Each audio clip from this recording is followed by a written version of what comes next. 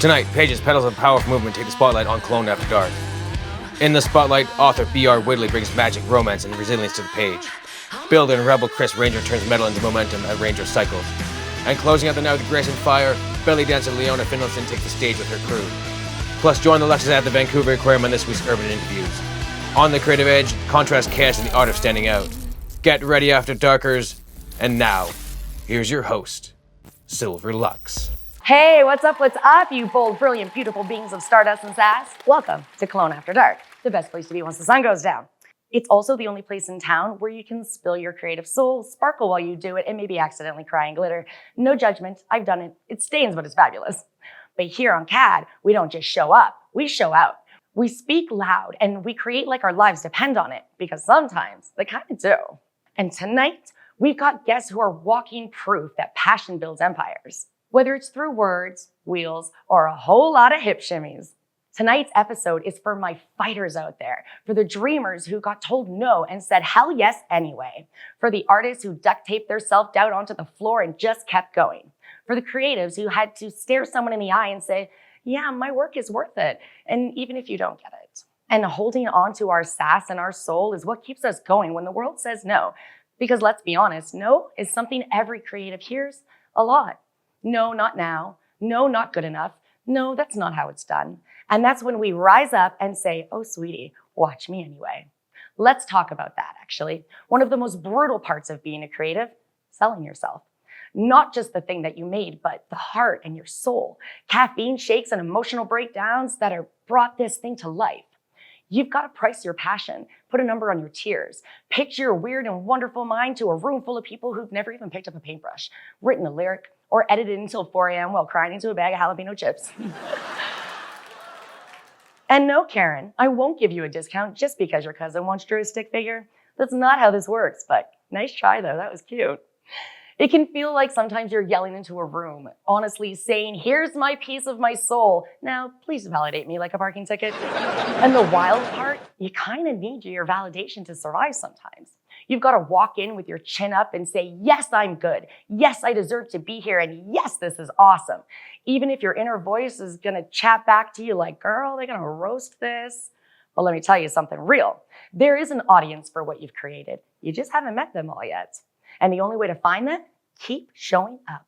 Whether you're writing stories that heal, building bikes that roar with personality, or teaching women to reconnect their bodies through dance, your voice matters, your vision matters. So wield your pen, polish your wrench, and put on that glitter hip scarf like your life depends on it. Whatever your weapon of choice is, use it. Heck, grab a glue gun and a glitter bomb if that's your jam. Just donate it at the crew. But if you're gonna cause a scene though, it might as well be fabulous, right? Either way, own what you've got, take that stage like it was built for you, because it kind of was. And the world, they better buckle up. Let's do this, After Darkers. The stories are raw, the bikes are custom, and the hits don't lie. Our first guest tonight proves it is never too late to start a whole new chapter, literally. She is a best-selling author who took a lifetime of stories, memories, and a sprinkle of magic and turned it into something unforgettable. After growing up on a grain farm in Saskatchewan and spending nearly 24 years living on a ranch, she was inspired by photographs and nudged back into writing by her own grandson. She spun a simple short story into Bestowing H, a fantastical novel that blends real people and places with a world full of wonder. And darling, this isn't some dusty journal entry. This book is bursting with imagination. Her debut novel launched straight to the top of the charts, claiming the #1 spot on its first week. A powerful entrance into the literary world. She's creative, fearless, and just as comfortable writing her custom Harley as she is weaving words into cinematic scenes. And tonight, she's reading from her debut novel and sharing the wild ride that got her here. Please give a warm welcome to the fabulous B.R. Widney.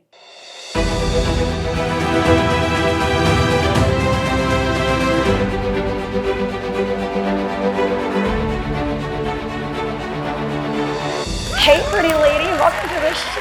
It's so great to have you here. Come have a seat on the big comfy couch with me. How is your day going so far? Busy. I bet. But a good day though, yeah? Yeah. Fabulous. Yep. Sun is shining, sky's blue, we're good. I like it. Yeah. Are you ready for me to get up on your business and ask you some questions? I sure am. Awesome. I'm so here for it. Okay, so take me on a quick adventure into your book. Tell me what it's all about. You know what? That's one hard question I find to answer because I wrote the book. So I go and I wrote the blurb on the back. So it's kind of like, that's a tough question because the whole story is going through my mind. That's fair. It actually, it took place at my ranch that I was on, and I found an old photograph, and it actually whipped into a full novel. So it's, my grandchildren are in it. That's awesome. I'm in it. It's very hard for me to actually, I've had to really think about that answer because it's like a whole movie of my book going through my head all the time. There's so much to tell about it. It goes back in time. My grandchildren are on it. It's about, I found a picture of an old house on the ranch I lived on, and it just developed from there. So we go back in time travel, not like sci-fi, not in a travel tube, but it's by Aisling, which is I made it up. It's something you inherit. It can take you back in time. Oh, that is super cool. And then you can meet your ancestors, and it goes back even further in time. So it's really exciting. I'm really excited about it. Like and then there, like with that, you always got to add some evil or some witchcraft, or, of course, like to make it exciting. Just spin a tale, like you spin a tale. Yeah, it sounds so incredible, and I love it. It's unique, and I love when people just make stuff up. It's the best thing. Love it. It is, yeah. So, how did everything come to life? What's the backstory there? Well, like I said, on the ranch, and I found an old photo, and when I was younger, I would see a photo.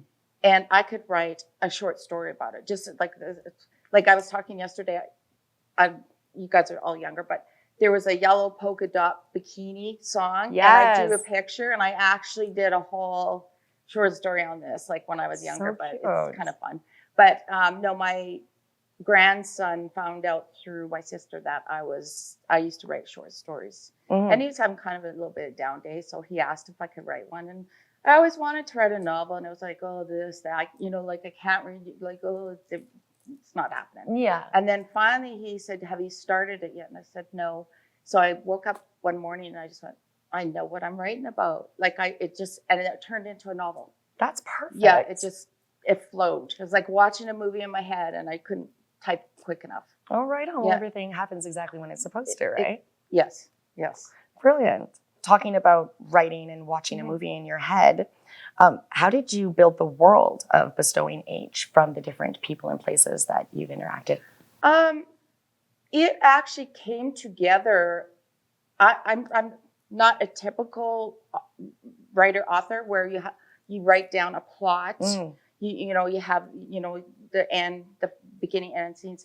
I write it as it comes in my head. I like that. So it's like a movie running through my head, and I write it as it comes, or I'll wake up and I'll go, oh, I gotta remember that. And I'll write scribbles. Like if anybody went through my papers, they'd be going like, what is that? So it's kind of, that's how I write. It's a movie in my head. Well, it seems to work well for you. Yes, thank you. That's great. Lots of people dream of having their book published, but never actually get past the fear. So what made you hit publish and go for it? Even now that it's published, there is a fear. But I had a friend that had published a book, and I went to her reading, and I was just mesmerized by it. And so she got in touch with me. We had many meetings and told me how to go about finding a publisher. And then it goes back onto the back burner, and you kind of forget. And then Chris, my partner, he said, just do it, Renee, like go for it. Heck yeah. And so I got a hold of some publishing houses, and this one Frisian Press came about and went full tilt on it. That's amazing. Yeah. And the book was already finished writing. So it went really quick. Right on. From start to finish of publishing, yeah. And then straight to #1 in a week. Frisian Press #1. That's incredible. It was pretty incredible. Like, congratulations. That is a big damn deal. Thank you. Very awesome. So you also mentioned that you have a love for mystery and a touch of the dark side. So how does that creep into your writing? Most of the books, I'm a very avid reader. I like mysteries. I have certain authors that inspire me. And it just flowed into this story.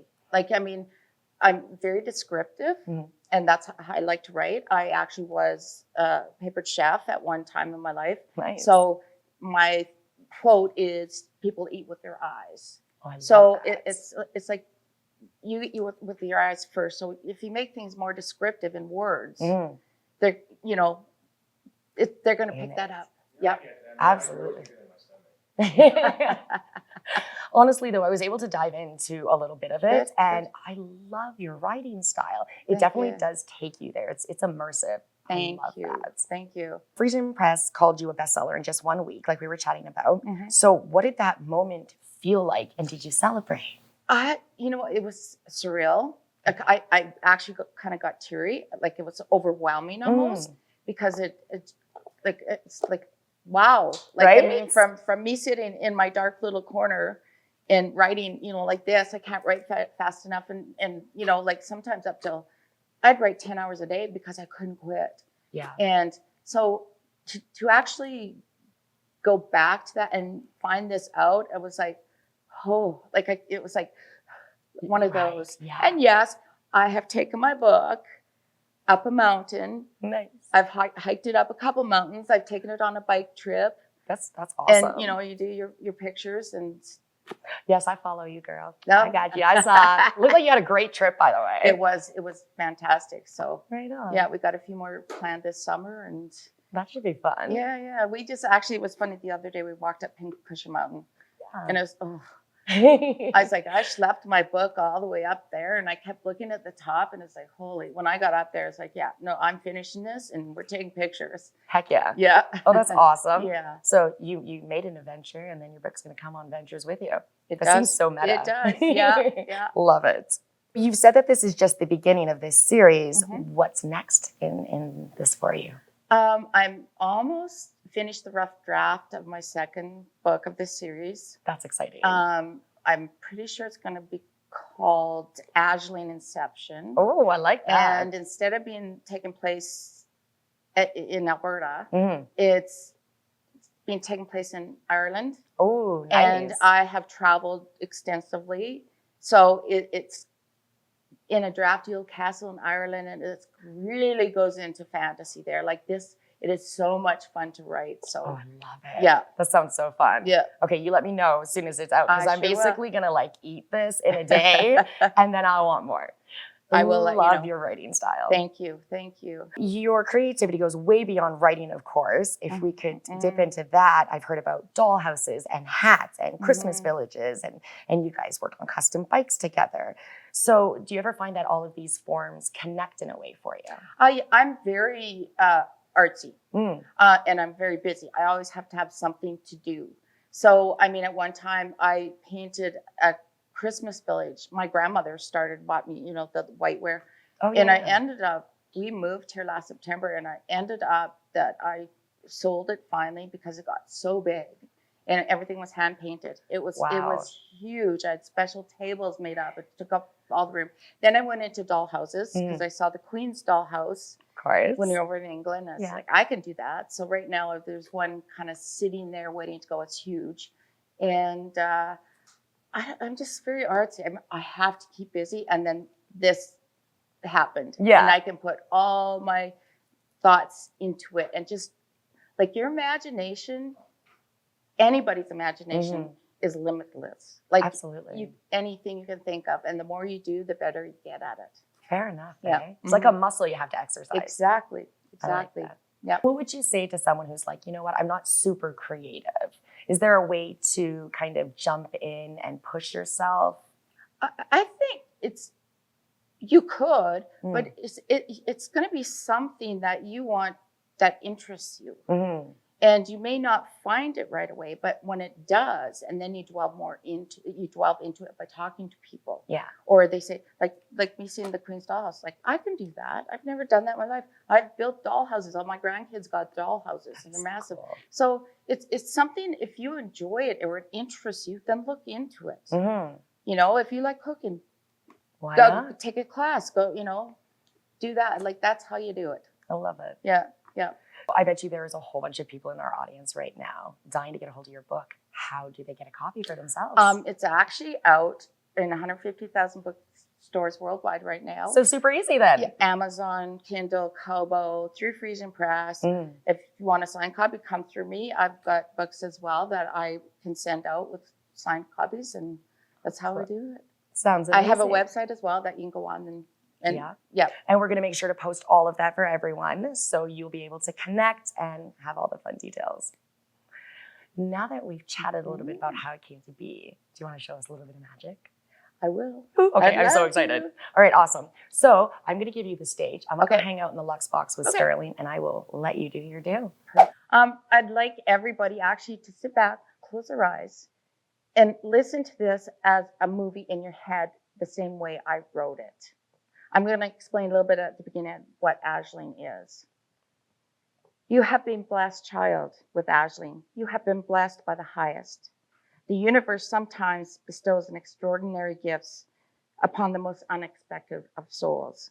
You possess the ability to see into both the past and the future, ensuring that future generations of your family will carry on. She went on to explain as a child looked up at her, Aisling is a connection between the living and the dead, serving as a source of guidance and wisdom. Aisling is a bridge between this world and the next. Bestowing this role upon someone as young as you is a significant responsibility and an honor. I could tell that the story she shared with us took a lot out of her, and it was as though she was reliving it. Reluctantly, we headed off to bed. Grandma Nay tucked us all in, and the power was still out. We snuggled under our blankets for the warmth. The wind-up clock on the nightstand read 9 p.m. I lay in my bed, restless and shivering. Should I meet Sam at 10?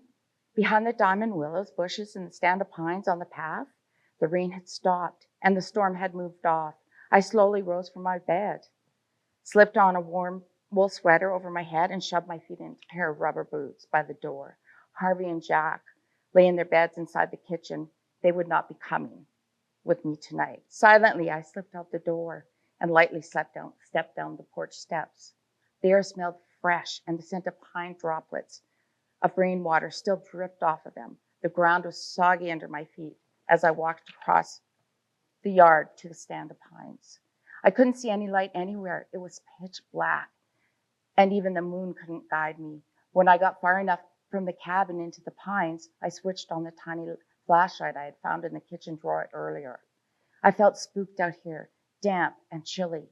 I was having second thoughts. I didn't even know this boy, a boy not from my time. But earlier, Grandma Nay had told me he would look after me. Soundlessly, I trampled up the pine needle path. I spotted the diamond willow bushes. The branches were now limp from the weight of the rainwater earlier. Sam, Sam, I whispered. Where are you? All was quiet and so dark. I heard a crack of a branch and a sound like a low growl. My heart was pounding and I stood rooted to the spot. I swung the flashlight around me, but I couldn't see anything beyond its hooded glow. Suddenly, out of nowhere, Sam was standing before me. Hollis, I am so glad you came to meet me. I was worried you might not come, he said. Where are your raincoat and your boots? I asked. It is so wet and soggy out here and damp and cold after the terrible storm earlier. Sam tilted his head and looked at me strangely. What rain? He asked. It's a beautiful autumn night. Look at the bright harvest moon. He took my hand and said, Follow me. I know a secret path to the manor. I trusted him and followed closely, holding onto his calloused hand as we emerged from the diamond willow. Unexpectedly before me, just beyond the path, stood the grand manor, tucked in the giant pines. The harvest moon shone brightly. There was no hint that raindrops had fallen for weeks, and the ground was dry. This didn't make sense, but nothing about this adventure made sense. I could see the horses harnessed to the carriages of all sizes, tied to the hitching post close to the barn. A host of groomsmen hovered near them, ensuring that they had food and water. Music faintly drifted from the manor house, and I could hear men laughing. Come, Hollis, we have to be quiet so as not to be heard, he whispered. He gently tugged at my hand, and we turned down a dark path overgrown with willows. Pushing our way through them, we finally came upon the old doctor's house. A shiver ran down my spine. I started to shake. What is wrong? I feel you shaking, Hollis, whispered Sam. It's the doctor's house. It's haunted. Bad things have happened there, I said, my voice shaking. I've heard stories from the hired man about how children perished. But I believe it's just talk to keep us from snooping around the house, he whispered. It's not just talk, Sam. I know something bad happened here, but I don't know the details. My brother Asher, cousin Shelby, and I were at the doctor's house a few days ago in my time, looking for Silas, my baby brother. That was the day you met him hiding by the barn. Asher saw some little girls, twin girls, I think. They were covered in bruises and bleeding, and their dresses were ripped. They spoke to Asher as they peered down into the doors of the cellar. They told him they were looking for their baby brother, Silas. Asher was hysterical. It was so scary, Sam.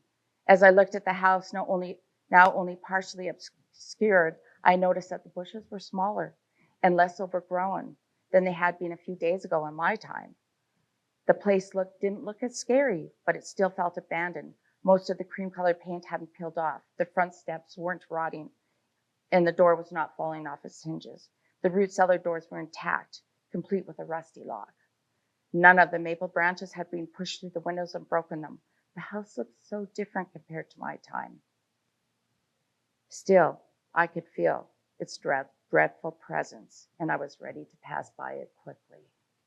Oh my God, that was freaking amazing. That was wonderful. I want to give you a giant hug. You just blew my mind. Thank you. Thank you so much for sharing that with us. I'm glad I could share it. That was It's incredible. just like a tiniest piece of going back and forth. Oh, I cannot wait to dive in completely to it. Thank you for having me. Thank you for coming. I cannot wait to share this with the world. Thank you. Let's make some noise one more time, guys. Let's give it up. Thank you. Thank you so much. Okay. And we'll chat after. Yeah, we'll do that. Awesome. Thanks, pretty lady. Okay, After Darkers, we've been cooped up in the studio all day. And you know us, we're not built to sit still for too long. Let's take you along for the ride and see where the night took us on this week's Urban Interviews. Babe, we're on a last excursion in Vancouver. Something you've always wanted to do. Absolutely. Yeah. This place is so cool. It is very interesting.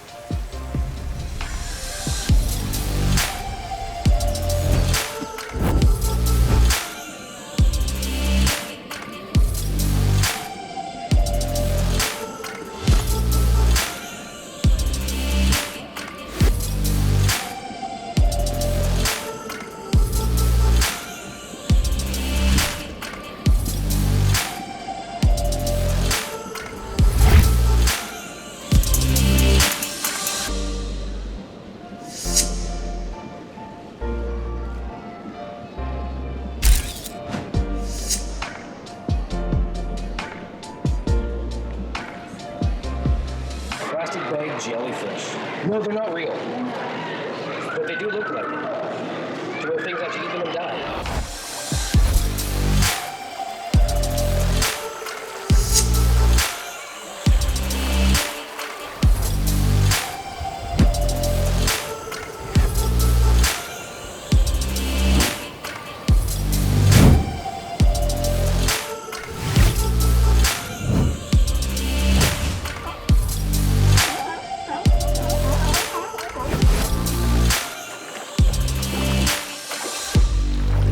Babe and I are at the Vancouver Aquarium right now, about to get some food. And then a thought came to my mind. Do they serve fish? And if they do, is that insensitive? Okay, that was such a vibe. You know it's gonna be fun when the cameras come along. I don't even think we planned half of that. We just hit record. It is always an adventure when we're exploring. Stick around, After Darkers. We've got more magic coming your way in just a sec. You're watching Kelowna After Dark, and we're just getting warmed up.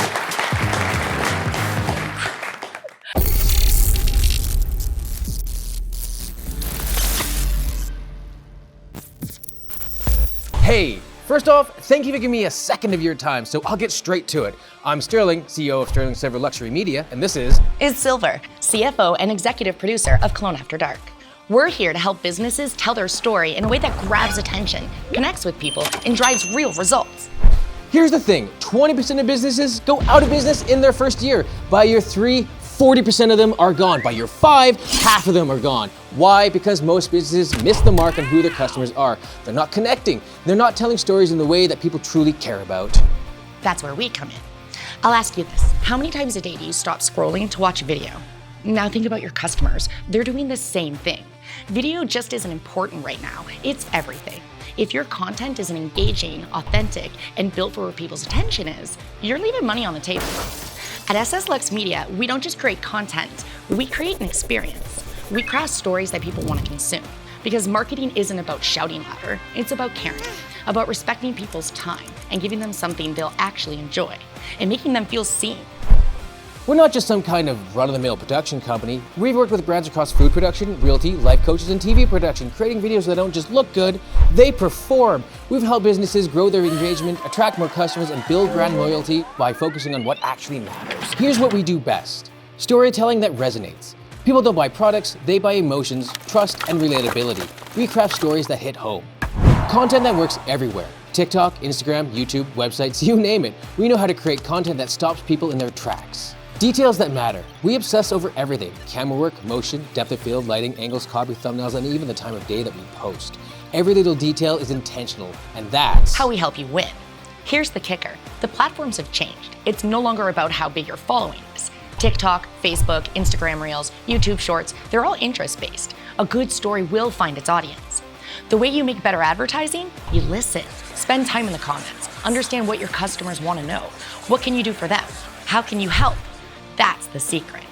When you approach content this way and back it with strategic tweaks and a little budget boost, the return on investment always comes back. Listen, I'm not here to tell you what you need. You already know your business better than anyone else. My job is to help you show off that business in a way that connects to your audience, whether it's your customers, employees, or even your investors. Come closer. This isn't about making just another video. This is about making something that your audience can't stop watching. So let's do it. Let's tell your story, build your brand, and make something amazing together. When's a good time to chat? Whether it's over Zoom, email, or even DMs, we're ready to help you make moves. Thanks for your time. Let's crush it. Together.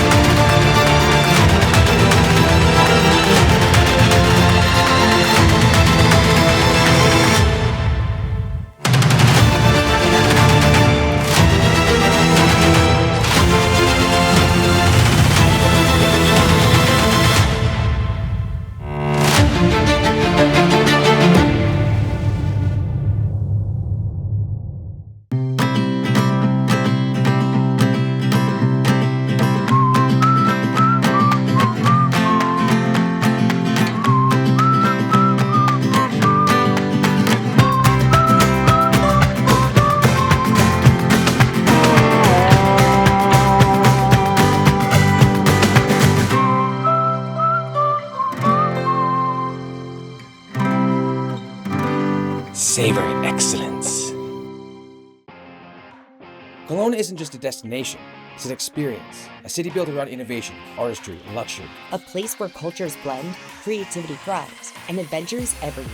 Hey, I'm Silver. And I'm Sterling, and together we're going to uncover the unique rhythm of Kelowna with Okanagan LUXX. Kelowna isn't your typical tourist spot. It's where luxury meets creativity, where innovation blends with natural beauty, where every experience feels curated just for you. From world-class wineries and handcrafted goods from local markets, public vibrant art, and cultural experiences, Kelowna has something unique at every turn. Whether you're a visitor or a local rediscovering your own backyard. But the true heartbeat of Kelowna? The people. The artists, chefs, entrepreneurs, and visionaries who create experiences you won't find anywhere else. We're diving deep into the culture, the flavors, the creativity, and the innovation that makes Kelowna more than just a place. It's a way of life. This is the Okanagan like you've never seen it before. This is Okanagan LUXX. Okanagan LUXX. Discover the art of experience.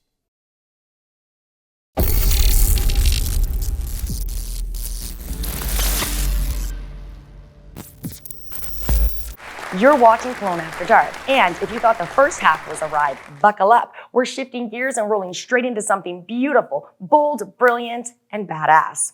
All right, After Darkers, you know how we love a little shine and a whole lot of horsepower. Our next guest builds rolling masterpieces from the ground up. He's not just changing tires, he's reinventing bikes like a sculptor with a socket wrench. From dirt bike tweaks as a kid to award-winning customs featured in American Bagger magazine and the legendary World of Wheels, this man is the real deal, a creative force with torque, tools, and vision. He's the kind of guy who sees a gas tank and imagines a canvas, blending grit with elegance and every curve of chrome.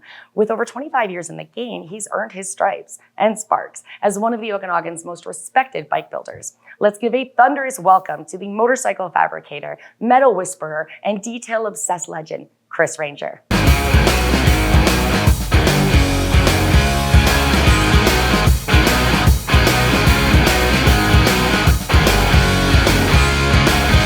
Hey, Chris, welcome to the show. It's great to have you here. Doing good. Thank How you. you doing? I love your little intro there. Oh, well, thanks. Come have a Build me up. seat. Well, you know, we like to brag about how awesome you are Right? a little bit. How's your day going, hon? Good. Super busy. So yeah. It's how we do, right? Yeah. Awesome. Are you ready to dive into some questions with me? Yeah, let's do it. Perfect. Let's start from the top. What was the first bike that you ever modified, and what do you remember about it? Well, my first Harley was an 86 Sportster in Nice. 1986. And I bought that brand new and then got in an accident with it on a rainy day, Oh my, heading to work one morning. that would be scary. Car pulled out in front of me. So yeah, I totally rebuilt that. Fresh paint, different sheet metal, different handlebars, you know. Changed, and a good excuse to change it up. Well, as one does. So, right?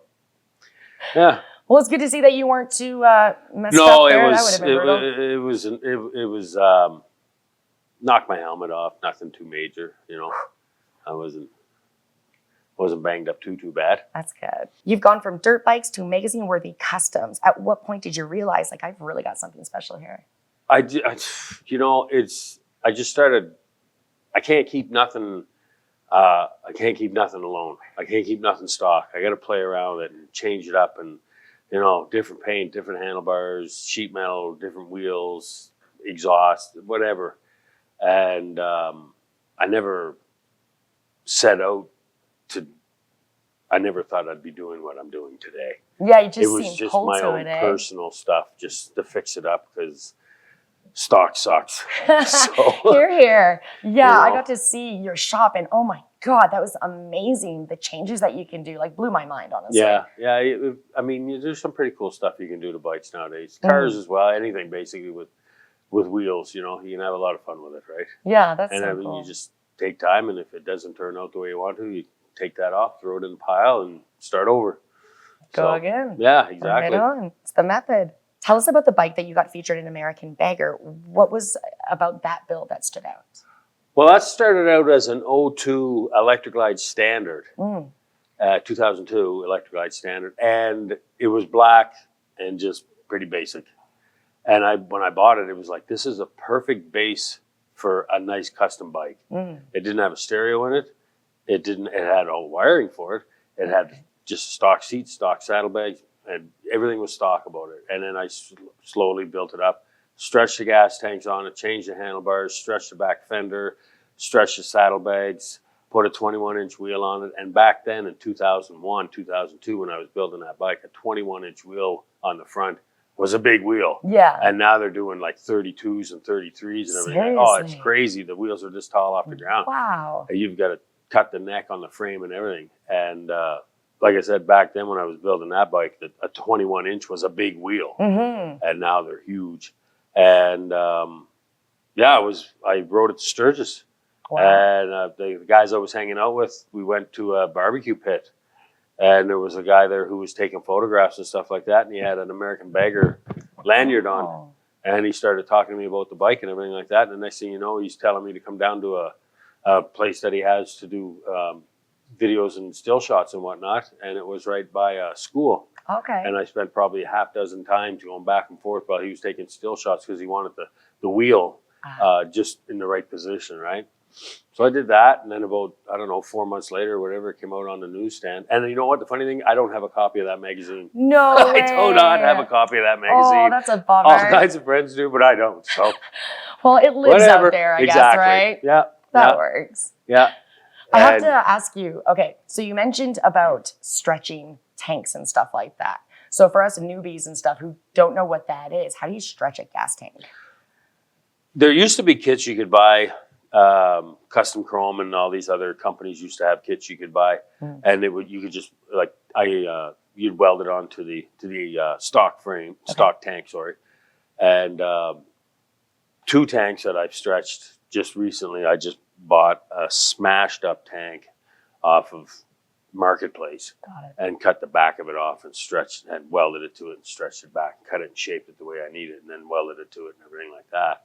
And you can buy aftermarket the tanks now that were the company that builds them actually is big enough that you can add more fuel to it if you want to. The tanks that I did were just skins, Okay. just to make it look good. It still is like a 3-gallon or a 5-gallon fuel tank. Mhm. And then there's other bigger companies that actually repop tanks, and they make them like an extra gallon or 2 gallons inside because they're a longer tank. Got it. Mine are the ones that I built personal for myself are just for show. Hey man, But there's they still, I mean, something there's still nice, fuel right? in them, right? Yeah, But they're just a little bit longer, just so the bike flows and stretches, has a nice line to it. makes sense. That's important, right? What is the creative process like when you start a new custom? Is it like a full vision in your head, or do you kind of play with it and go? First thing I'll do is I'll throw it on the lift Mm. and start looking at it. Okay, well, depending on if it's my bike or let's say it's a customer's bike, sit down and talk with him. How does he want it? Does he want it with ape hangers, or does he want drag bars on it? It's going to be his position, his style that he wants to sit on the bike with and such like that. Mm-hmm. And, do you want to go with a bigger wheel in the front? Do you want to go with stretch fenders and stretch saddlebags? Are we upgrading the stereo, that sort of thing? Mm-hmm. So a lot of times, like I said, if it's for a customer, I'll talk with them and see what their ideas are, and then kind of elaborate and make them. If it's a bad idea, I'll try and change their mind if I don't think it's going to look right. Yeah, that's fair. And take it from there. Mm. Have the customer come over every couple, 4 days, 5 days, once a week, whatever, and to see the progress and stuff like that. And it's a bit of an ordeal sometimes when you're waiting on parts and that sort of thing. Yeah, that's the nature of the game. It's a big aftermarket community with regards to the motorcycle industry. Mm. So you can have them pretty quick, but sometimes they're back ordered, and depending if he wants to go with pipes and stuff like that and some performance parts, that can take a little bit longer as well. Mm-hmm. So I try with something like that, with the paint and whatnot, I try and do all that kind of stuff over the winter. Yeah, that makes sense. So a guy has it by spring and he can ride it and show it off. That's So, important. Gotta flex a little, right? well, when you're sinking in, you're paying $30,000 for the bike and you're going to put another 20 into it Mm-hmm. to make it your own. Yeah. You want to have it out on the road as soon as possible and it's good for me too, because he drops my name. Which is great, right? Right? Yeah. Exactly. Let's chat about the world of wheels. It is one of the most elite custom circuits out there. What was it like stepping into that with a build that was completely your own? It's a little intimidating. I bet. You're all top shelf builders, cream of the crop type of thing. The bikes, the cars, everything is just top shelf. And you roll your bike in there that you built in your own shop or in your own garage or whatever, and you start looking around. It's like, wow. Yeah. And you know, once you get in there, it's like everybody, they just all mesh together and talk and bounce ideas off each other and stuff like that. And it's not really a contest between, but yeah, it's nice to win the trophy and a plaque and all that kind of stuff. But at the end of the day, the guys they're just there to be friends with each other and stuff like that. So it works out really well. It was a good time. First, like I said, the first time I did it, I was nervous. And then the second time, you get a little more comfortable and you see familiar faces and stuff like that. Yeah, so that, you know, it's kind of nice. And it's always, I don't know if I can, pissing contest to see. Fair enough. Oh, look, he did that. Oh, I'm going to steal that idea. Oh, he did that. I'm going to steal that idea. So it's, you know, Nice. You bounce ideas off each other. You steal ideas from each other. And, you know, you might improve them. You might screw them up. Who knows, right? Fair enough, right? So it's pretty cool. Yeah, It was a lot of fun. It's 3 days. I think the bikes go in, the vehicles are there on Thursday, I think, and then it's open Friday morning to the public. Nice. So you're there all weekend. And I did it in Calgary for a couple, 3 years. And I don't know if you guys are familiar with Calgary winters, but it can be brutally cold. Yeah. And it's usually in February when they have the World of Wheels. Oh yeah, it's like super cold. Yeah, yeah. Lots of fun. So it's a pain to get in and out of there in the parking lot, but it's fun, you know. That's good. Weather aside, it's a good time. Right on. It was, and there seems learned a to lot. be like a lot of camaraderie within. 100%. Yeah. That's awesome. There was guys coming from British Columbia, Saskatchewan, Manitoba. It's good marketing, good networking, and like I said, you get to meet all these guys, and you know, sometimes you become friends, sometimes you don't. Sometimes they're just acquaintances. You see them once in a year or so, and other times you see them World of Wheels, at motorcycle rallies here in BC, Sturgis, that sort of stuff. You know, they become friends, and you look forward to going to a rally and running into them and seeing their latest build, their latest creation. So it's kind of cool. Yeah. It's a close-knit community, motorcycle community. Motorcycles, right? Yeah. I totally get that. What do you enjoy the most? Is it the design phase, the hands-on build, or just kind of like watching it come to life at the very end? I think it's the hands-on. Yeah. Yeah. When you actually get in there and start getting your hands dirty. And I mean, I'm not one to draw stuff out. I just kind of think about it in my head and whatnot. Once I take like the sidecar bikes and start doing sheet metal or fiberglassing, once that starts coming together, it's like, now it's, you know, it's starting to look like something. Yeah. I have an idea of what it's going to look like in my head and kind of roll with that and aim towards that final vision that I have. But I don't put anything down on paper. I never have, and I probably never will. Well, and it seems like it works. Computer CAD and all that kind of stuff, I have no idea how that stuff works. So if I was doing anything like that, it'd be pen and pencil. Yeah, it makes sense. Paper. Because I'm computer illiterate. Old school is good. Yeah, you know what I mean? If it works, it works. Exactly. So, I would love to know, what is the most custom or wild kind of thing that you've added to a bike or that someone's requested? I think the sidecars are pretty cool. Yeah? Yeah, I mean, it's nothing new. They've been around forever and a day. But I think the sidecars are pretty cool. You can do some neat things like that for sure. You can, you know, like everybody, you put your dog in there and, you know, whatever. But it's just, and I mean, we're all getting older, and some people don't like trikes. That's fair. So a sidecar might be the answer to still be able to get out and be able to go for a ride. Yeah, you know? that would be. But personally, I got the two-wheeler and I got the trikes, or the sidecar bikes as well. And Renee does the sidecar a lot, and whatever. It works. If she's happy, she's happy. And I mean, sometimes I ride the sidecar, take it out for a ride. And that's cool. A lot of times I ride my bagger. A lot of times I ride my choppers. So 2 or 3, as long as you're out there, it doesn't matter, right? Fair enough, right? So just on the road. Exactly. I love it.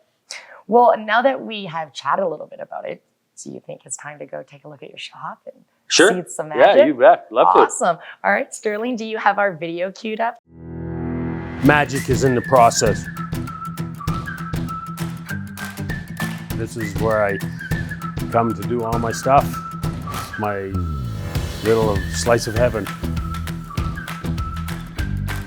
This one over here is a 1974 shovel head that I'm going old school with it. New wiring, new electrics in it and everything like that so that it's reliable. Plunger style seat, the old leather bags on it. I'll repaint it this winter. Maybe a white pearl. I want to make it look old. I think I'm going to go old school with it and put a foot clutch on it with a hand shifter. So I think that'll look pretty neat when it's done, especially with the sidecar on it and everything. Right amount of patina. Got the old Harley potato. You can tell it's a shovel head.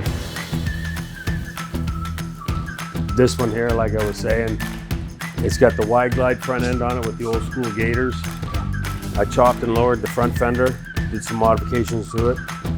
Took the flat side. It's an Evolution style frame. The motor and transmission are bolted together. This seat post isn't here on the new style frames. And then I put a plate on the back that you can buy, which eliminates having to have the motor and tranny together, and it bolts onto the motor and then bolts down to the seat post here so that I can put a twin cam engine in there. I had to cut the fins and do some modifications in the back because it's super tight. Fits in there though, but it's super tight. 88-inch twin cam engine married up to a 5-speed Evolution style transmission with a 3-inch open primary belt on it. 60 spoke rims front and back. I'll probably have it finished by next spring.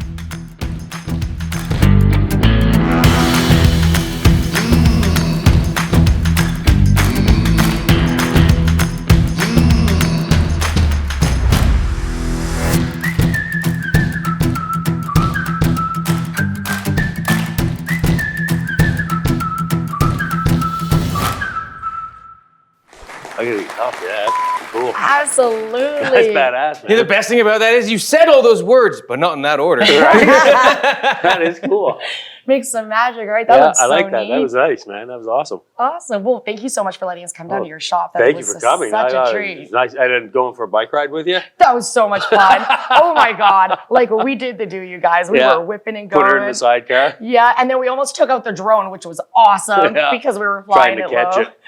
Yeah. So, yeah. Oh, that was so much fun. Well, I'm good. I'm glad you had a fun time. Absolutely, I did. Yeah. Right on. So if anybody wants to come and get some work done and check out your bikes and stuff, how do they connect with you?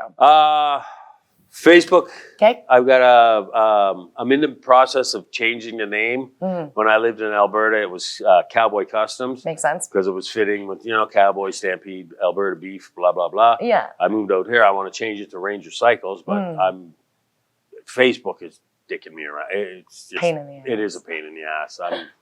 Like I said, I'm not computer illiterate, so I don't know how to do it. It's slowly coming together. So if you go on Facebook, it's either Ranger Cycles or Cowboy Customs. Okay, cool. And we'll have your links up too, so that we can connect everybody with it. We're in Summerland, centrally located, basically between Kelowna, Penticton, all the way down to OK Falls, whatever. Yeah. I'm starting to take some bookings now for some winter stuff. Guys are coming want some paint and handlebars and that sort of stuff. So I do tires, do all the general maintenance, keep them happy. Yeah, you got some cool bikes, my dude. Well, in the wintertime, I think the shop is packed solid. Oh, I can only imagine. Because I've got some bikes that I have an area where I store bikes for the winter. Oh, yeah. Because a lot of people, they don't have a garage to park their bikes in. They want them out of the weather and that. So I do that. And then, Right on. So springtime is busy with everybody wanting their oil, worked under their bikes and stuff like that. Get them up and running before the winter time. Yeah. And then the last couple of weeks has been just crazy busy at the shop, which is great. So. Yeah. Well, that sounds great. You know what? It's my first year out here. And it's starting to take off now. It takes a while, but it's starting to go. So I'm pretty happy about it. Right on. I've met some other builders in the area and other shops and whatnot that I deal with hand in hand, and we both, work together well. So I'm happy. It's a good area. That's awesome. And the roads are beautiful out here. The weather's beautiful out here. Welcome to sunshine, right? You can't beat it. You can't beat it. It's a great place to be if you like riding motorcycles. Heck yeah. Or drinking wine. Yeah, or that's going also to the beach. right. So yeah. No, it's a great place to be. Well, we I are love so it out happy here. that you came out this way. I love it out here, man. Well, we are so jacked to have you. Welcome to the city. Yeah, it's awesome. Thanks for having Right me. on, absolutely. Well, I want to shake your hand, sir. All and right. Thank you very Well, much you for take coming care. on the show. Thank you for having me. Absolutely. And yeah, We'll chat soon. all right. Sounds All right. good. Let's make some noise for Chris Ranger, everybody. Awesome. And you can head out that way if you want. All right. Awesome. Thank you so much, Chris. Take care. Take care. Okay, so we've gone from best-selling books to custom chrome. And if you're sitting there thinking, how does storytelling and steel even exist in the same world? Oh, friend, buckle up because contrast is the magic. It's time to sharpen your edge and vibe with some creative truth from the man who edits the visuals, makes the chaos cinematic, and is living proof that contradiction is the brand. Give it up for my partner in purpose and mischief, the one, the only Sterling LUXX.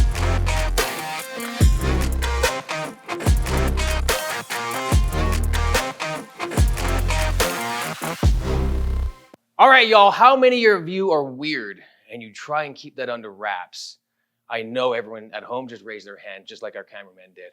And same here, I'm totally weird and I have totally tried to keep it under wraps, but here's the funny thing, is that when you try to keep yourself under wraps like that, you hide the authentic you, which then becomes very apparent to everyone who watches you of you are not right. Something's up, something's slightly wrong with what it is that they're watching because they can't quite trust you because you're not being the authentic you. You're not being your weird. Everyone's got a bit of weird with a giant capital H. I don't care how you spell it. Weird. Next slide, please. So there's no wrong way of being you. And if you try to hide you, you're hiding your contrast from the rest of the fish in the sea, and you will never be able to distinguish yourself. It's the weird that you want to be able to capture. Contrast is that creativity. Take your weird, make something really cool out of it. You'd be so very surprised of how many people will find an audience when they start making weird things. Because people go, I like that weird. I'm that weird. I had no idea other people were like that, thought like that, had that pattern of thought process, had issues with the exact same things that I have issues with. I had no idea more people were like that. So many people, including Babe, is like, she had no idea the things that she experienced weren't normal. And that's where we are at a lot of the times, is that we have a normal, it's our normal. But is it normal? No, but you want to harness that unnormal weirdness to be able to make a brand name for yourself. Otherwise, you're hiding yourself, and it's not good content. Loud and soulful. Be you, be true. Don't change it for anyone. People will attach themselves to you. Grit and grace. You gotta keep going. You gotta take things on the chin once in a while. Just because you're not some people's flavors does not mean that you shouldn't have grace when getting that information back. And you gotta keep the grit on because you're just gonna keep going. You're not gonna stop. Outsider is an asset. How many religions have started because there's a whole bunch of outsiders that one person wants to bring them together and all of a sudden it creates something. Same principle, same idea. Go find your weird, go find your audience. Next slide, please. There is no niche required when doing this strategy. All it requires is an authentic you. It's not much of a strategy when it's just you being you, documenting yourself, saying what's on your mind, what's going on, how you feel. That is what makes the weird in you that other people can attach to. Next slide, please. Blend everything into your strategies. Don't hide it, like I've been saying. Don't bury it. Mess becomes the movement. Your style lives in the contrast of the person that you are. Show it. Don't hide it. Next slide, please. When you display your weird, a lot of people who are not going to like it are going to see it. And you're going to get discouraged because they're going to leave some shitty comments. But if you keep going, you're going to find your weird people and you're going to make your little tribe of people that you can connect with. So being weird attracts the real people that you actually want to be in contact with. You want to be friends with. Maybe you even find a partner to do everything with, like I have my babe here. Yeah, love you so very much. So shine your truth, don't be afraid of it, and just keep going. So that's the edge. Be all of it, be all of you, have your weird out to the world, and you will find the people who are interested in your style. Creative edge over. Okay, how great was that? Honestly, that kind of message that just sticks with you. Bold, real, and exactly what some of us needed to hear right now. I know I did. It's all about embracing the mix. That's where the magic lives. I mean, be here for the weird and wave your freak flag proudly. Whether you're crafting something by hand, writing from the heart, or finding your way as a creative, contrast isn't a flaw, it's your edge. You don't need to fit in. You just need to show up and be yourself. We've got one more amazing guest coming your way right after the break, guys. Trust me, you'll want to stick around, grab a sip of something fun, jot down that spark of inspiration, and we'll catch you on the flip side. We'll be right back after Darkers.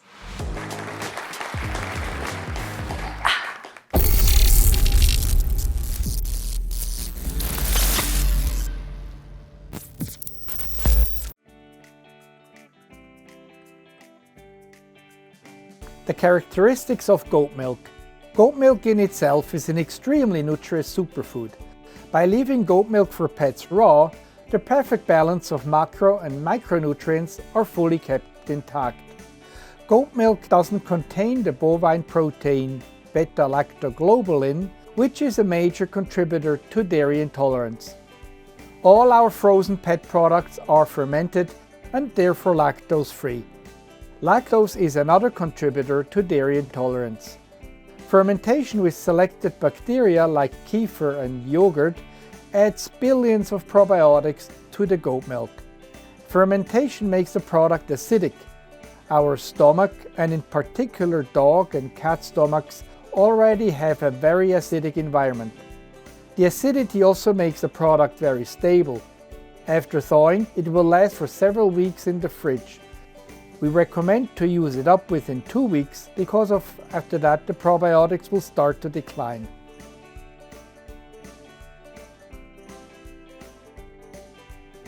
Hey, first off, thank you for giving me a second of your time, so I'll get straight to it. I'm Sterling, CEO of Sterling Silver Luxury Media, and this is Silver, CFO and executive producer of Kelowna After Dark. We're here to help businesses tell their story in a way that grabs attention, connects with people, and drives real results. Here's the thing, 20% of businesses go out of business in their first year. By year 3, 40% of them are gone. By year 5, half of them are gone. Why? Because most businesses miss the mark on who their customers are. They're not connecting. They're not telling stories in the way that people truly care about. That's where we come in. I'll ask you this, how many times a day do you stop scrolling to watch a video?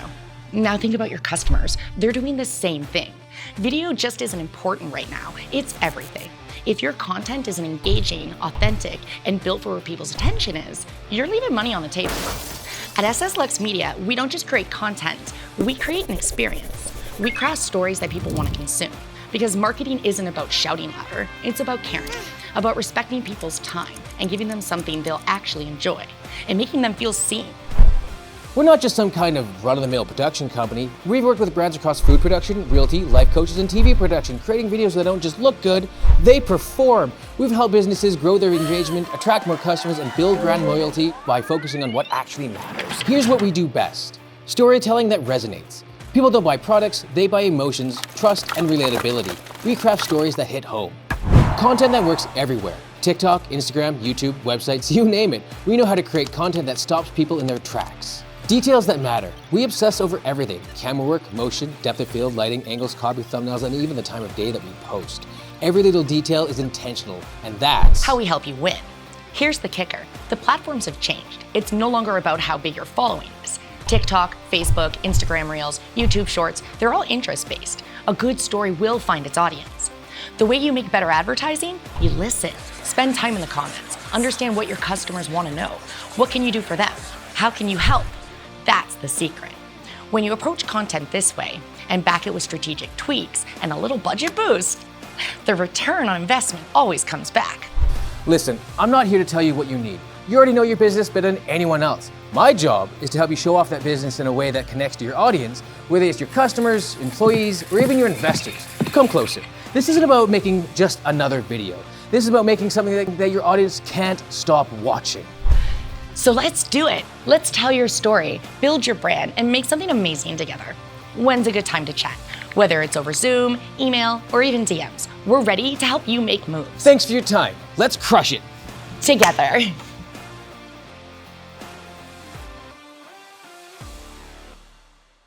Imagine a city after dark, where the heartbeat of creativity thrives, Welcome to Kelowna, a place where stories are painted with vibrant hues and the people behind them are as colorful as the Okanagan sunset. Our late night talk show unveils the untold stories of the artists, makers, and dreamers who define Kelowna's unmistakable vibe.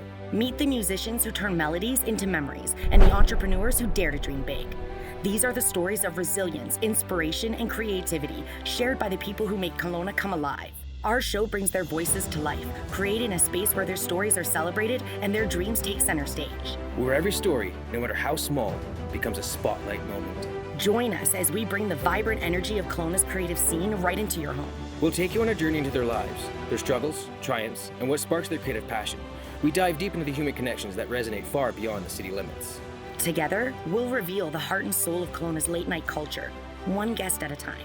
As local creatives ourselves, we recognize the importance of every artistic voice. Each story shared adds a vibrant note to the symphony that fuels our city's dynamic and artistic spirit. This is more than a talk show. It's a celebration of community, creativity, and unique individuals who shape Kelowna's vibe. It's about the people behind the art, culture, and innovations, the ones who inspire us all.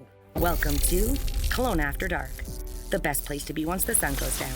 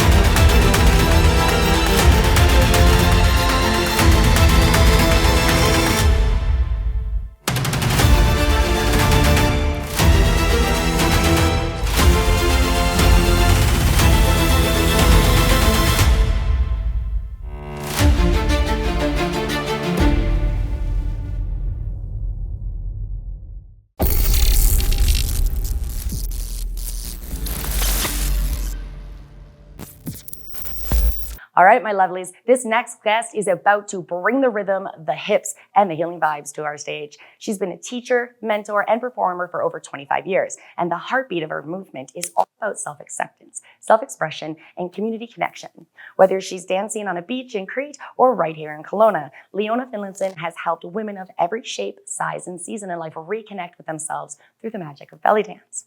She's the founder of All Arts, Wellness, and Education, and her classes combine movement, mindfulness, mentorship, creating a space where women feel they can grow and heal and thrive.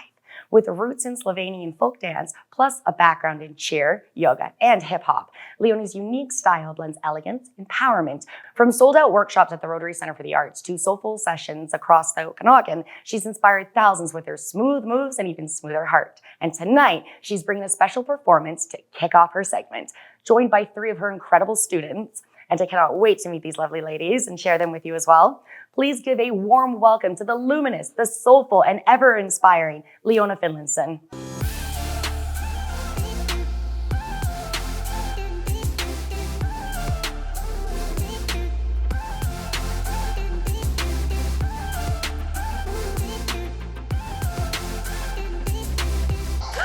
Hey, pretty lady. It's so good to have you on the show. Thank you. So You great look to gorgeous. be here. You look fabulous. Thank you. So do you. Oh, thank you. So, are you ready to make I some magic? sure am. All right, Let's pretty lady. do it. Let's do it. I will leave the stage to you and your ladies, and I Okay. want to go watch from the LUXX box. Okay. All right, let's Get ready, do it. everyone. Here it comes.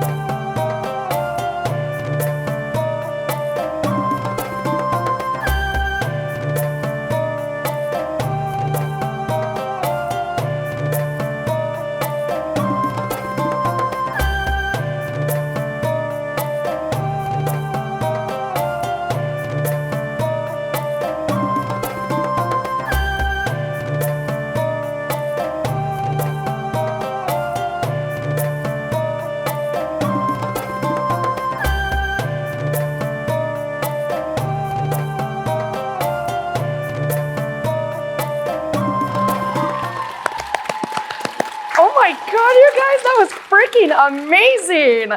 Like, ladies, oh my God. Yes. All right, I'm gonna steal Leona away for a few minutes and we'll get you guys all up in mics and stuff. And then we'll come and chat with you guys too in a sec. Hey there, pretty lady, welcome to the show. Thank you for having me today. Absolutely. That performance was something else. Thank you.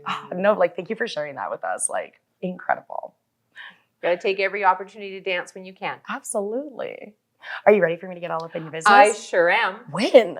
All right, let's do this. You started dancing in your 30s and now you inspire women for over 25 years. Did you ever imagine from your first class that it was going to turn into this? No, I didn't even realize when I took my first class that I was going to be a teacher. Fair enough. So, but everything just kind of lined up, and I took my first Bellydance teacher training when I was pregnant with my first son. That's super neat. Yeah. How was that movement with little It was the Peanut only there? time I didn't hurt was when I was dancing. That makes So sense. I really am grateful for that. So yeah, it felt really good to dance when I was pregnant with both of my boys. That sounds really cool. Yeah. Right on. Some people think that you have to start dancing young to be any good at it, but you've shown joy and passion and that it doesn't matter at what age that you start. What would you say to somebody who's like, nah, I'm too old, I can't do that? Just do it. Yes. Like my philosophy now is, if not now, when? That's fair. Right? This I always wanted to do, so here I am doing it, because if not now, when? So if you want to take a belly dance class, if you've seen somebody dance, do it. Find a teacher that meets your needs, that makes you feel safe and beautiful, and take that class, because why miss out on having fun? Right? I love that. That's something that I truly enjoy about your approach to everything, is that it's inclusive and it's empowering. And I think that's really important for women to have. Yeah, no, safe space is really important. Mm. And just where you can explore how to move your body, because how do we stay healthy and strong? That's fair. How do we move our bodies? So it's really important to me that we're always nervous trying something new. So I always feel as a teacher, it's my job to try and make people feel as comfortable in their bodies so they'll keep moving their bodies. That's fair. And I mean, a lot of times these things are kind of pushed towards super young and super model looking and stuff. And all women, we want to know how to move our bodies that way because it is effective no matter what you're working with. And you can do it at any age, right? There's that aspect, is this movement is accessible to people of all ages. You know, maybe if you are more mature, you're not going to be doing some crazy back bends, Turkish drops. That's fair. But you can still move your hips. You can move your shoulders. You can learn to isolate your belly. Some of my teachers are in their 60s. No way, eh? Yeah. I love that. Right? That is freaking fabulous. I want to be that cool when I grow up. Me too. Nice.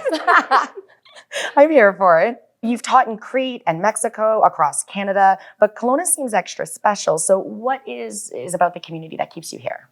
My name, Leona from Kelowna. I mean, that's perfect. I mean, like, I can't live anywhere else now. Absolutely not. You know what? It's been a real joy because growing up in Vancouver, it's a much bigger community, but it's been a real practice and discovery of how to bring that community here, but also that there's so many women that maybe are retired, that are looking to reconnect with their bodies, or their kids have grown up and they're looking to discover who they are. So to try and meet those people is part of my journey. And and it's beautiful here. I mean, it's just really beautiful. Yeah, I hear that. I love it. People often describe your classes as healing, not just physically, but emotionally as well. Is there a time in your life when dance became part of your healing journey? 100%, and it still is. Okay, tell me about that. Oh, how much time do we have? Well, I mean, that was so exciting. You got your ear off. I'm like, boom. Well, dancing through pregnancies, life is like this.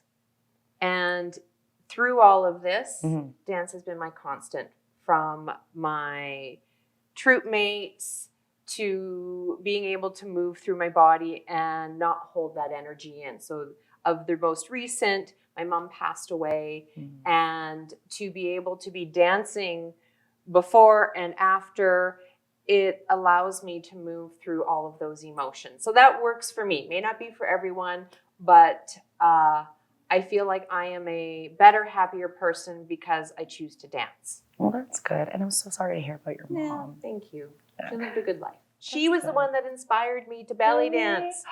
That's beautiful. She took a class with my brother 25 years ago, and I Aw. couldn't do it with them, and I was really bummed out. So it just worked out that I found a class in my neighborhood on my day off, and I was just hooked.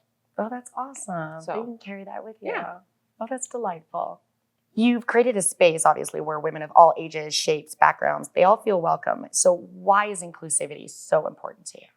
Because growing up, I didn't always feel that. Mm. I am a curvy girl, Here, and here. you know, self-doubt. And for me, I've taught in many different capacities, and what I gravitate to is how do I make people feel comfortable and safe and welcome. And that's important to me because other teachers, whatever their teaching style, like there's, you know, no, you have to do 100 million push-ups, or, you know, whatever the case is, I'm being melodramatic, Yeah. is I wanted people to come to class and feel good. And I didn't want them to learn through blame, shame, and guilt. Oh, that's So no, it works for some people. That drive not fun. Yeah. doesn't work for me. So basically how I feel in classes really made me cultivate how I wanted to create and become the teacher that I am. Well, it seems to be working. Your ladies are so damn happy to be doing this with you. You can tell, like, just full of joy. We're pretty lucky. You guys are awesome. Your personal style, it blends yoga and meditation and spiritual embodiment, even Slovenian folk roots. So how do those threads shape into your dance? How everything you do, I think of everything we learn in this world creates a tool belt. That's fair. Right? Yeah. And then so when you go about and you do the things, so if I am learning belly dance, I am using the tools I've learned through yoga, through folkloric dance to help me shape into the dancer that I am, to the teacher that I am. So I just find it's like the more you learn, the more you have to offer, the more you have to share. And it expands your opportunity. And yoga has helped me to be stronger in my balance. So working on the dance floor, I feel stronger in my capacity to move my body. So that's got to be, super fueling for comedy. Yeah. Just go in there and try, Yeah, right? and breath work so that you're not like hyperventilating. Oh, we're not supposed to do that? No, not Okay, usually. I didn't It get the happens, memo, right? so. It happens, but you know, so it's the practice. All right, good stuff. I hadn't imagined breath work. I mean, of course, you're moving and you're going, right? But I didn't realize that was something that you would like practice. Totally. So that's so Otherwise, you're neat. like, right, butterflies. Yeah. So, you know, yoga breath helps to ground me Oh, that's super neat. because we still get nervous. I imagine, right? You're out there putting yourself, just on display like that and like, hey, watch what I can do. Yeah. So I totally get So that. 25 years later, I still get nervous. That probably keeps you on your toes though. 100%. Got to have Yep. a little bit of Yep. nerves. Yeah, good for the soul. Totally. So if someone wanted to sign up for classes with you, how would they get a hold of you? How do they connect? Everything, my handles are all Leona from Kelowna. So Super easy. my website, Facebook, Instagram. I'm in a bit of a sort of a break, but all my classes and things are posted and shared there. So or they can always reach out to me if they're looking to do like group privates or whatever the case is. Okay, I love that. And of course, we will have all of your social links on our page as well. Cool. So do you guys do performances for events and things like that? We do. We Oh. recently performed at the West Side Multicultural Day. That's exciting. We host shows. There's a really great show coming up in September that's going to be at the Rotary Arts Center. Oh, very cool. So yeah, like we create opportunities to perform, and then we love performing at community events, care homes, wherever we can spread joy, spark joy, and inspire people to move their body. Oh, I am definitely inspired, and I'm like, okay, calendar, like we need to make some room here because I am all up about this. I'm so excited. All right, well, we've got the ladies standing by. Do you think that we should bring them on? I hope so, Okay, yes. wonderful. All right, let's do that. So I would like to welcome Kat, Karen, and Victoria to the stage. Fabulous. So how are you all doing today? Good. That's wonderful. You guys were so incredible. That was amazing. All right, well, Kat, I'm going to start with you. What first drew you to belly dance? The shortest dancer is my sister, but then of course the sparkle in the costumes lured me in further, and then the dance itself and the community we have is just made me enjoy it more and more and keeps me coming back. Oh, that's wonderful. And do you really enjoy like practice time, or are you like, I'm all about performing? It's a bit of both. Like it's the performance is the reward for the practice. That is very fair. I like that. That's delightful. And then, Karen, what made you say yes to this style of movement? It was just something that came up and I saw and I took a class. Well, that works. Say, were you just like hooked from day one? Yeah. Yeah. Awesome. Awesome. And what about you? Do you enjoy practice? I like the practice. I really like practice. Performing is the icing on the cake, yes. And costumes are the double icing. Super fun. That's great. Oh, I'm glad. It looks like you guys enjoy this so much. That's wonderful. And then last but not least, of course, Victoria, tell us what inspired your journey into this. Yeah, well, I first started dancing because somebody asked me to dance for a wedding in the community, and I didn't know how to dance. So I started taking lessons and made a troupe so we could share in the anxiety of learning to perform. But it was so fun and so rewarding that I kept doing it. And yeah, it's been 25 years that I've been dancing as well. Really, Yeah. eh? Oh, that's wild. That's insane. And what about you guys? How long have you guys been dancing? You guys are awesome, and I'm going to look like a hot mess, so this is going to be so much A fun. beautiful hot mess. Yay! I mean, if you're going to be a hot mess, better wear a damn crown, right? Yes. But you're why my we got hot this. mess. I'm your hot mess, Yeah, dude. you You have are. to deal with me. I'm just a mess. That's awesome. This is so much fun. What do you guys think? Should we give her a little go? Yes. And see if I can. Do you have that hip scarf? Yes, I do. Okay, All let's right. put it on. It's go time. We're gonna get a drum. Yes, the drum. All right. It's go Okay. time with drumming. All right. Let's break. Go team, go. Are you ready? I am so ready. Okay, so just normally in a class we would do a warm up, and Okay. obviously we don't have time for that today. So I like to think of belly dance as the art of isolating movement in your body, All right. right? I'm so here for you're that. gonna move the chest, the shoulders, the hips, whatever it may be, and of course you've got this beautiful hip scarf on, Thank and we you. have this Perfect. beautiful drummer. We're gonna just start with bending our knees. You Okay. allow your knees to be soft because we want the hips to be free to move. Ah, okay. So whenever you're ready, Victoria.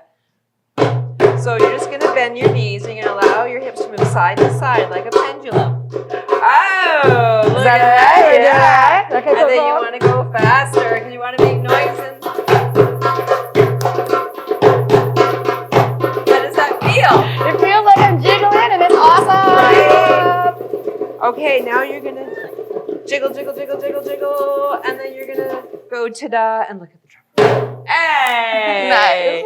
So we're gonna lift one heel up a little bit. Okay. And we're gonna allow, so instead of we're moving our hips up and down, is we're just gonna move one hip up and down. You're gonna, right? So we're gonna, All right. ta-da. And you slide. Yeah.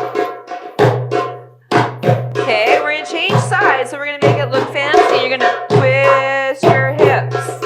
Twist your hips. Twisting, We're okay. gonna lift that left foot up. You're gonna bounce that left hip. You're gonna smile. And then you're gonna come back to center. You're gonna twist those hips. We're gonna go smooth. Okay. So you're gonna circle. Okay, we're going your this hips. way. So your hips are gonna go forward and back and side to side. Okay. Hey, then you're gonna reach through those arms. And it's always great. You can like, check out the hips. You're always like, oh, look at the drummer. Let's circle our hips the other way. So it's like you're trying to like this touch way. all the walls. Amazing.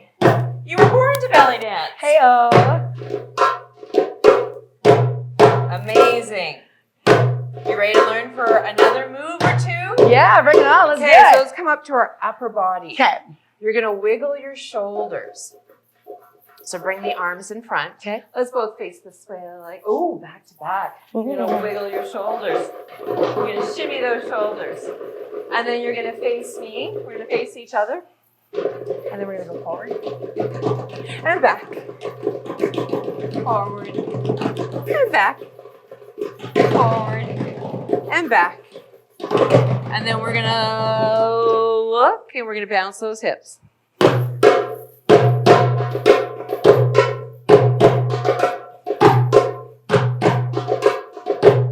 And shoulders. And then face the front and go like shimmy, shimmy, shimmy, shimmy, shimmy, wiggle, wiggle, wiggle.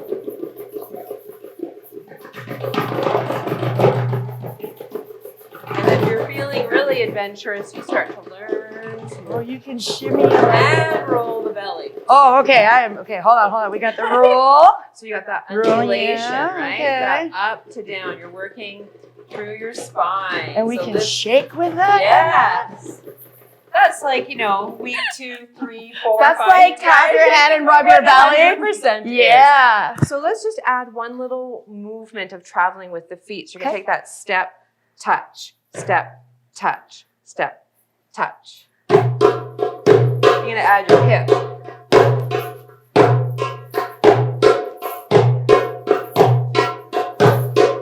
And then we have to, the drummer goes faster. We have to go faster.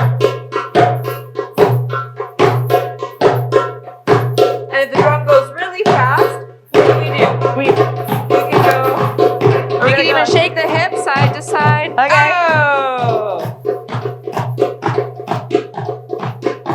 And the drummer goes faster, we go faster. And then we're gonna do a beautiful pose. We're gonna be like, and That How was did so fun. Oh my God, thank you so much. I'm like, fastest belly dance lesson ever. That was so damn fun. Right? I'm here for this. Right? So you now know why we do it between the moves. Mm. They're very freeing. They make you. are. How do you feel? Well, normally I'm all like, everything's moving. But I'm like, it moves with sound, so we're good. Right? But then it makes you feel good. It does. Right? And then if you think about it, people that are happy are generally nicer people. This is very fair. So if everybody in the world belly danced Everybody be a little happier or and a little danced, nicer. right? I'm here for it. This is wonderful. Thank you. Thank you so You're so much for welcome. sharing this with me You're very and our audience. And thank you. you so much as well for drumming and coming. And you ladies are fabulous, and I just adore you all. Thank you. I'm gonna give you big hugs. I'm all sweaty and gross, and I'm sorry. Okay, so hi. Awesome. Okay, let's make a huge round of applause.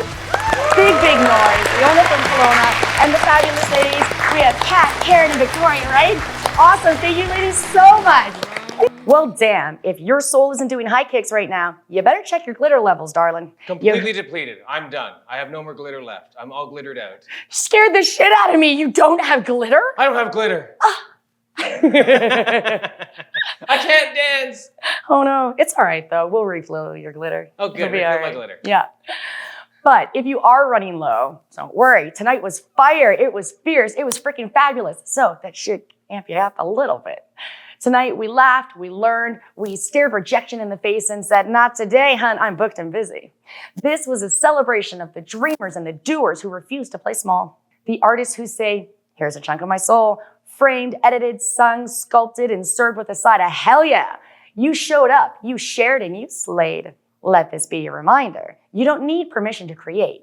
You don't need approval to be valuable. You just need passion, persistence, and a little sparkle in your stride.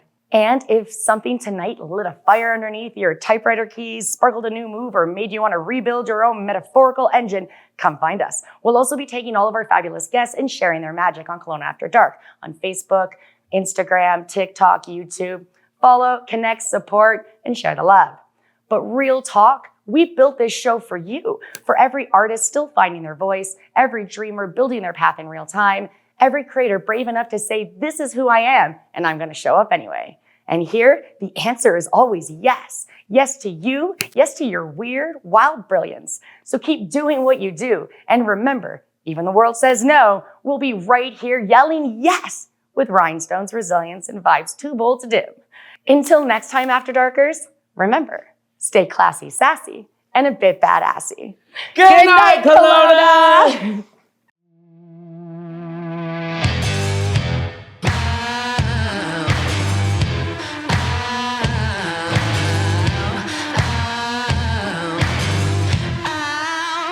I'm a bad one.